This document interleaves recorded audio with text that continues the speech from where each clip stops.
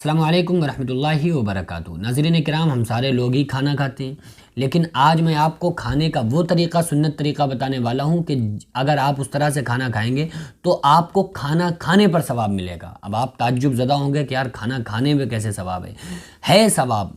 میں کھانا کھانے کی آپ کو سنتیں بتاتا ہوں، ہمارے نبی صلی اللہ علیہ وسلم کا طریقہ کیا تھا۔ اگر آپ اس طریقے سے بیٹھ کے اور اس اسٹائل میں کھانا کھاتے ہیں تو آپ کو کھانا کھانے پر اللہ تعالیٰ ایک ایک لقمے پہ آپ کو نیکیاں عطا فرمائے گا۔ یہ فرشتے آپ کے ایک ایک سنت ادا کرنے پہ سارے ثواب کو فرشتے لکھیں گے۔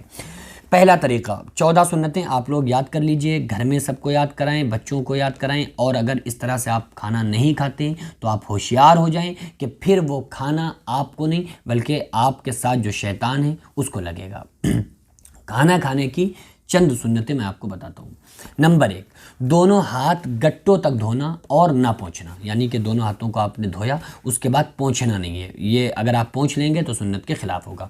ہاتھ گیلے ہیں، آپ نے اس طرح سے پانی کو جھاڑا اور بغیر پونچھے کھانا کھانا۔ نمبر 2، دسترخوان بچھانا۔ جو آپ کھا رہے ہیں کھانا تو آپ نے دسترخوان صاف ستھرا دسترخوان کو بچھا کے کھانا۔ نمبر 3، بسم اللہ وعلی برکت اللہ پڑھ کے کھانا۔ نمبر 4، دائیں ہاتھ سے کھانا، سیدھے ہاتھ سے، رائٹ ہینڈ سے کھانا، بائیں ہاتھ سے نہیں کھانا ہے۔ داہنے ہاتھ سے کھانا، سیدھے ہاتھ سے کھانا، یہ سنت ہے۔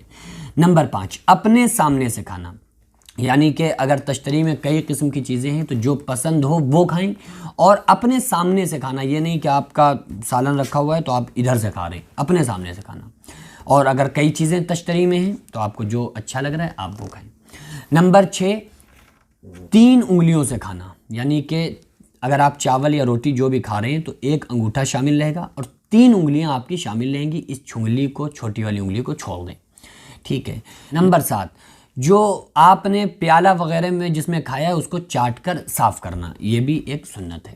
نمبر 8، اگر لقمہ گر جائے تو اس کو اٹھا کر کھا لینا، یعنی کہ آلریڈی دسترخوان آپ کا بچھا ہوا ہے، آپ نے، میں نے پہلے سنت بتائی، دسترخوان بچھا ہے، اس پہ اگر لقمہ گر جائے تو اس کو اٹھا کے کھا لینا تاکہ کھانے کی بے حرمتی نہ ہو۔ نمبر 9، کہ ٹیک لگا کر نہ کھانا، ٹھیک ہے، یوں ٹیک لگا کے نہیں کھانا ہے۔ نمبر 10، کھانے میں عیب نہ لگانا کہ یار یہ ایسا ہے یہ ویسا ہے، یہ نہیں کرنا، یعنی جو ہے تمیز سے چپ چاپ کھا لینا۔ ہاں، نمک ومک پھینکو، آپ منگا کے کھا لیں، بھائی نمک تھوڑا تیز ہے یا کم ہے تو آپ ڈال لیں، لیکن عیب نہ لگائیں کہ یہ ایسا یہ ویسا، بس کھانے میں عیب نہ لگانا۔ اس کے علاوہ نمبر 11، کھانا کھانے کے بعد کی دعا پڑھنا۔ کھانا کھانے کے بعد کی دعا کیا ہے میں آپ کو بتاتا ہوں، آپ لوگ یاد کر لیجئے۔ بسم اللہ الرحمن الرحیم، الحمدللہ الذی اطعمنا وسقانا وجعلنا من المسلمین، الحمدللہ الذی اطعمنا وسقانا وجعلنا من المسلمین۔ یہ آپ کو کھانا کھانے کے بعد دعا پڑھنا ہے۔ کھانے کے درمیان آپ کو اللہم لک الحمد ولک الشکر پڑھنا ہے، ٹھیک ہے۔ پھر اس نمبر 12، پہلے آپ کو دسترخوان اٹھانا ہے، پھر آپ کو خود اٹھنا ہے۔ پہلے آپ نے دسترخوان یوں کر کے اٹھا لیا، پھر آپ خود کھڑے ہو جائیں۔ اور نمبر 13، کلی کرنا۔ نمبر 14، اس کے بعد ہاتھ دھونا۔ یہ سنتیں 14 میں نے آپ کو بتائیں۔ اگر آپ اس طریقے سے کھانا کھاتے ہیں تو آپ کو ایک ایک لقمے پر اللہ تعالیٰ ثواب عطا فرمائے گا، اور اتنا ثواب عطا فرمائے گا کہ آپ اس کا اندازہ بھی نہیں لگا سکتے۔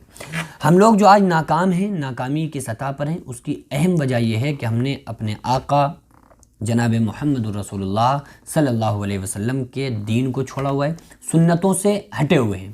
تو ہم کو سنت پہ آنا چاہیے، ہم کو آقا علیہ السلام کی ایک ایک سنت کو اپنی زندگیوں میں لانا ہے۔ انشاءاللہ تعالیٰ اللہ تعالیٰ ہمارے اوپر رزق کے دریچے کھول دے گا، اور ہم دنیا اور آخرت میں چین اور سکون سے رہ سکتے ہیں۔ آخرت میں بھی ہمیں چین رہے گا، دنیا میں بھی اللہ تعالیٰ پھر ہمیں ایک غیبی سکون عطا فرمائے گا، جس سکون کو آپ پیسے سے نہیں خرید سکتے، جس سکون کو آپ دولت اور عزت کے بیس پر، بلبوتے پر نہیں خرید سکتے۔